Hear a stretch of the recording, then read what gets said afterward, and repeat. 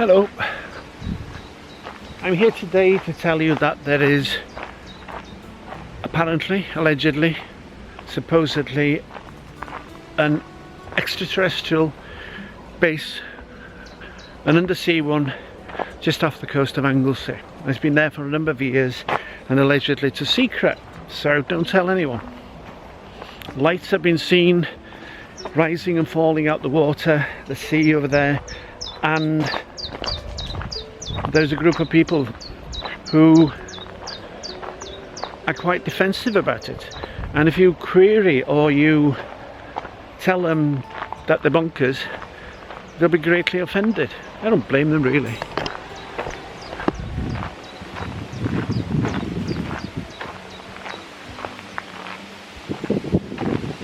I'm convinced that behind me somewhere there is a stampede of cows, or if you've seen the film Lepers, it could be something like that. We've got rabbits here. I don't even know what that film Lepers was about. Anyway, so we've got these people, they're very defensive when it comes to anybody who is skeptical about their belief. I'm a cynic and I'm skeptical because I choose to, it's more fun really. I'm not picking fights with people, I'm not upsetting people, but looking at people and how they protect their vulnerabilities. And in this world of today, one of our greatest vulnerabilities is our identity. Lots of people have frail identities because, I don't know, shyness, things happened in their lives, being diminished, being bullied, whatever. And I'm on their side. And I understand why people will seek a way that supports them, whether it be through religion or adventure or, as I said, belonging to a group that is quite keen about extraterrestrials. In the 50s I think they were called aliens, and I think many people still call extraterrestrials aliens, but alien is something that is just strange. Alien is the other, that it's encoded in us because of evolution, and I think all animals have a fear of the other. Anything untoward and anything disconcerting, there's a tractor going up over there, anything disconcerting, then there's a tendency to be wary of it. Now that's alien. Extraterrestrial means from outside the planet. And you've got demons. I want to talk about demons briefly. And demons, I suppose, are extra-dimensional. I don't know if anybody knows anything about them except that they are a fabrication, and like any fabrication there's a purpose to it. Like there is a purpose to propagating the ideas that there are extraterrestrials among us and they work in the bank where you go to get your money or do your business. And it's a rare thing these days to go to a bank and do business, because on the island we've only got one left, whereas before we used to have more than a dozen, but now we've only got one. And that'll probably close soon, so it makes you wonder where the extraterrestrials who are spying on us, or maybe through telepathy controlling us, where they're going to function. Maybe they'll work in Asda or Aldi. Hope not Aldi, I like Aldi. Oh god, other Aldis are available. So it's important for them. Another person for whom the other was important was the most evil man in Britain. I think it was termed that 1920s, 30s, and probably it was, I don't know which one, it wouldn't have been the Mail, it would probably have been the Express or some paper like that. I understand the Mail is read by the wives of business people who read the Telegraph. This is British newspapers.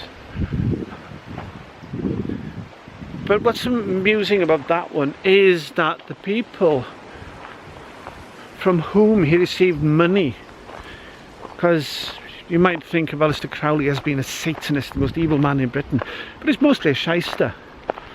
He wouldn't engage himself with any group of people who have satanic beliefs unless there was money in it for him. So it was all an act. And he looked evil, you know, sort of, you develop an evil face and you practice it in the mirror often enough, and people invest you with that belief that you are demonic, then you become demonic. And if the motivation is making money, becoming wealthy, and experimenting possibly, having a partial belief or having a belief in something which can be manifested or not. Bit like podcasters take advantage of those people who really, really do believe in extraterrestrials. People have beliefs which are important to them, doesn't matter how ridiculous they are, pardon me, and they will invest heavily in them. It was quiet. I believe in that bird. I can't see it, and yet I believe it's there, and I believe it's beautiful, and I believe it makes me feel good, and it's noisy. So I don't have an identity need to belong to any group. I think a bit like Groucho, in any group that would have me as a member, I don't really want to be a member of. So people with frail identities can be taken advantage of. Churches and religious groups and Satanists and podcasters who are propagating theories and writing books.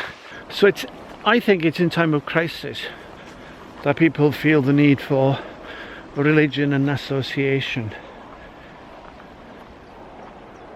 And there are certain, I think you call them missionary churches, who go around and I think they prey on vulnerable people and draw them into the church. Any church, the church. Aleister Crowley used to do this with excitement. He would do naked things naked with other naked people. It's usually a good one. Hedonism. A bit like the people pretending to be druids. You go there hopefully to see naked people. Seems to be preoccupation here, I do apologise. So people have a need. They feel the need to belong to something, and the more extreme it is, really, the more they will change their world, the more they will ignore simple facts to support that belief. Humans are not rational beings. We are beings that rationalise. In other words, we have the skills mostly to make sense of the world, to know when somebody's selling us a pig in a poke, when somebody's lying to us, when somebody's trying to take advantage of us. But if we find profit in any of that, then we are likely to believe, even if there are major gaps in the truth. We have a tendency to believe what people tell us, especially if you can see profit in it. And the profit means not being alone, and nothing wrong with that, or having strange beliefs and being in the company of people who share those strange beliefs. I think I'm a skeptic because I don't believe in aliens. Quite simply, with all the technology we've got to hand these days, we still haven't got any decent pictures. You've got 5th generation jets with all manner of technology on them, and they can take pictures from a long distance, or they take pictures with radar. But there's no picture of anybody waving at them from a spaceship. Plenty of stories, but you can, as I say, maybe one of the things you need to do is question why people feel the need to believe that they've been interfered with by aliens. Whether it is a form of psychosis, whether somebody is generally unwell and misinterprets everything going on around them, because psychosis is you're looking at the world from here, from here, and it's uncomfortable, so you look at it from there, there. That's what people do. That's psychosis, and people are engaging in this kind of psychosis willingly. Don't need for medication.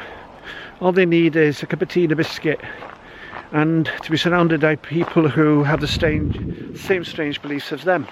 Nothing wrong with that, as long as you don't scare the horses and, you know, cause difficulty for other people. That's all it is, really.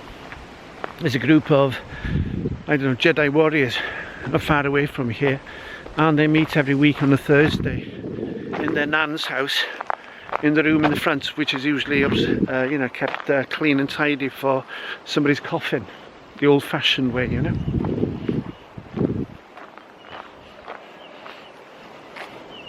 So I'm skeptical. I don't really believe in any of this, because despite the technology, despite the high resolution cameras available, despite the fact, okay, some of the images are taken by top pilots, American pilots, and they're taken with smartphones, with iPhones, with amazing resolution,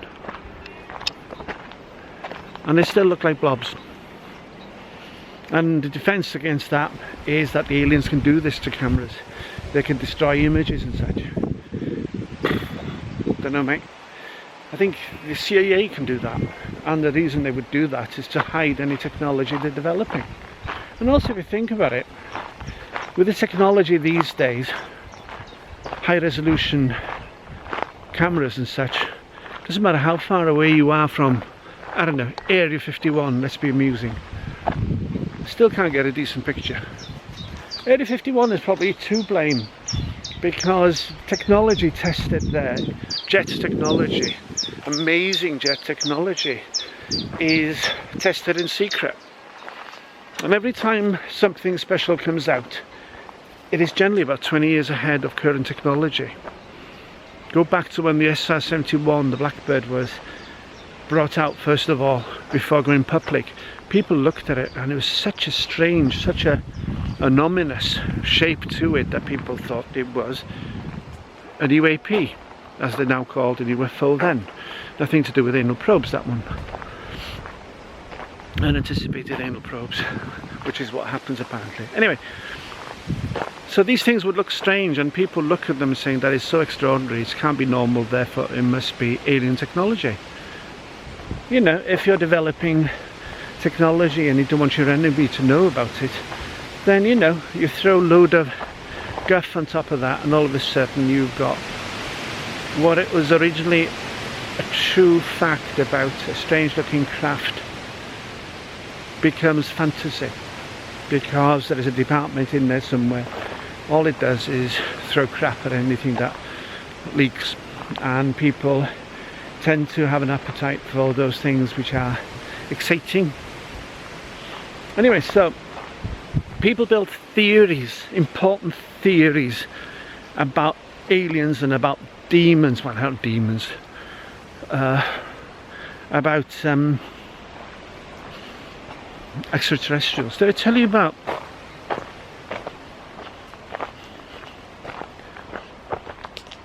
in New York in 1918, Aleister Crowley, most evil man in the world ever, he allegedly manifested Lamb, or a creature called Lamb. It called itself Lamb, I suppose. Hi, I'm Lamb. Lamb's 4 foot, big head, grey, big eyes, didn't wear underpants. Apparently greys don't wear underpants. And it's allegedly the first report of, I suppose you call that one extra dimensional,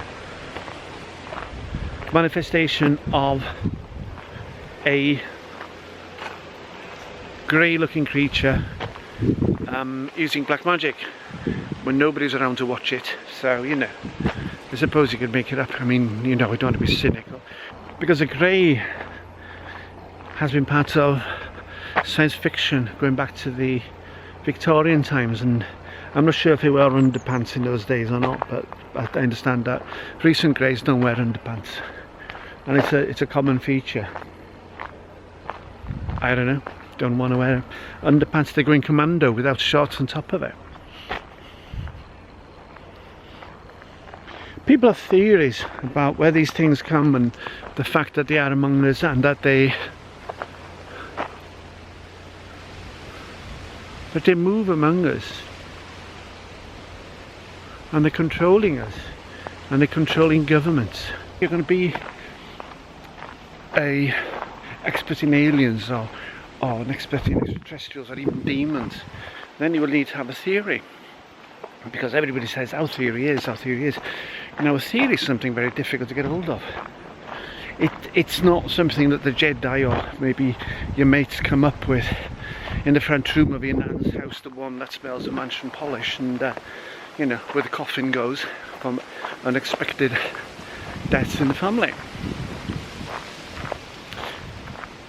It's more than sitting there and creating ideas that you hope will be right. If you want credibility as a conspiracist, it's like, is that paradox? Anyway,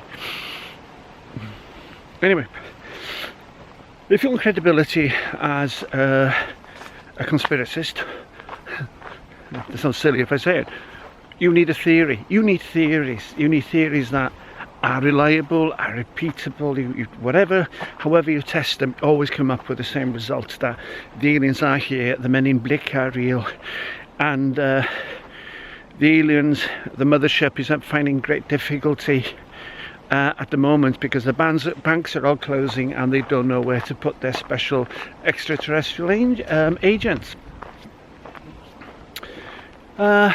Anyway, so it is complicated, and if you want credibility, and for most people they really want credibility because, as I said, their identity is invested. They want to be known as somebody, we got horseflies, somebody important.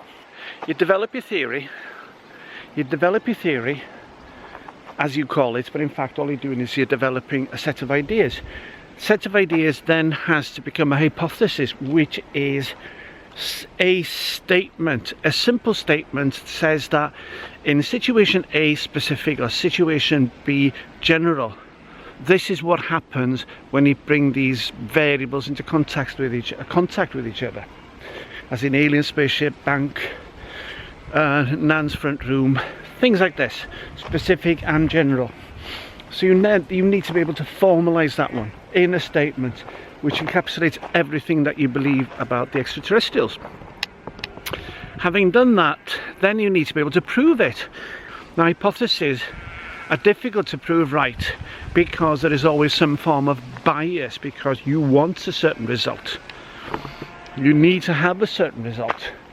So what you do is you must prove the null hypothesis. What that means is you get a set of results, you look at the consequences of what you've done, you test your theory against that, and having done that, you then, it's getting dark, you then have to be able to make the theory bomb-proof by spending more of your time, rather than be pleased and delighted you've got something that looks like it proves your theory, your idea, your hypothesis. You must go out of your way to prove that your theory is wrong. You must, for 1% of the energy, 1% of the energy should be spent in being proud that you've created an experiment and you've come out with these results.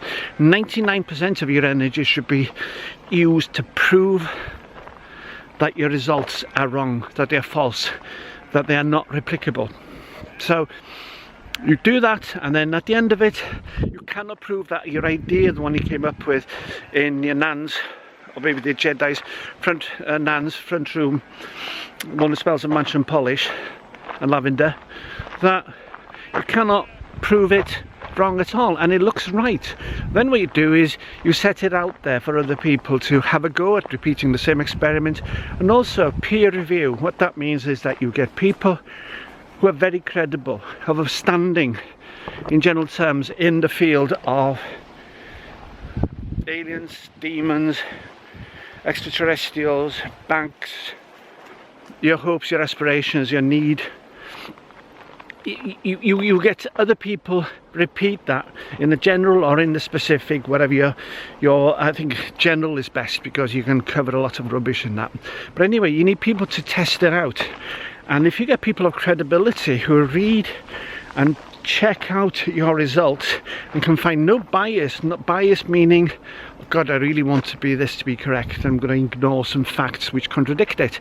But if they can come up with none of that, then they will accept your hypothesis and they say, okay, you get the beginnings of a theory here in general terms or in specific terms. That's how you have to do. That's what you have to do. You have to go out of your way to prove that you're not coming up with a set of results which are false because you want them to be right. So it's hard work. So make sure you're not spinning ideas about what you like aliens and demons and extraterrestrials to be. So, you know, conspiracies may come to a conclusion that makes no bloody sense, basically, because it's based on an assumption, based on an assumption, based on an assumption. So if you're going to follow a great conspiratorial leader anywhere, at least make sure that, one, he's not talking about daft ideas they've had while they were smoking strange stuff in their nan's front room where they keep the coffin and it smells of mansion polish and lavender. That these things have been tested. These things have gone to giants in the extraterrestrial community. And I'm not talking about Joe Rogan or anybody here. I'm talking about somebody who's not smoking the same stuff as you. So that's it. Next week or week after, my car's been injured at the moment. It's my intention. It is my intention to take you to where this underwater extraterrestrial base is. Anyway, if aliens do come, one or two things will happen. People go bonkers and crime rates will shoot through the roof because it gives us permission to do what we want because it's the end of the world. Secondly, people will be so delighted because nowadays I think that it's the need for salvation. I think we've become even more scared now that we want somebody to come and just deliver us from what's going on around us. So salvation, I think, is what most people are after. I think if you stick that into a theory, it'd be interesting to find out what people think. Anyway, Captain James Cook arrived Polynesian Islands 1700s, late 1700s. I think it was to make evaluations about the transit of Venus across the sun. The same was being done in Greenwich, so it was Antipodean to the other. And one night they arrived in this bay, and in this bay there was a community. And next morning, they got this big boat, big sails and everything. Next morning the locals come out and they just go past the alien ship, this massive ship, this thing that was so ridiculous. They just went past it. They ignored it because they said it couldn't possibly be real. And I'm wondering if that hasn't already happened with us and the entities that people seem so keen to exist. I'm skeptical. I choose not to believe out of spite of people who believe bollocks. So I'm more into UFOs as unidentified flying objects rather than UAPs, which are unanticipated anal probes. You know, if you know any aliens, at least get them to shake hands next time. It's more hygienic, I think, at the end of the day. Anyway, that's enough. I'm gonna have tea.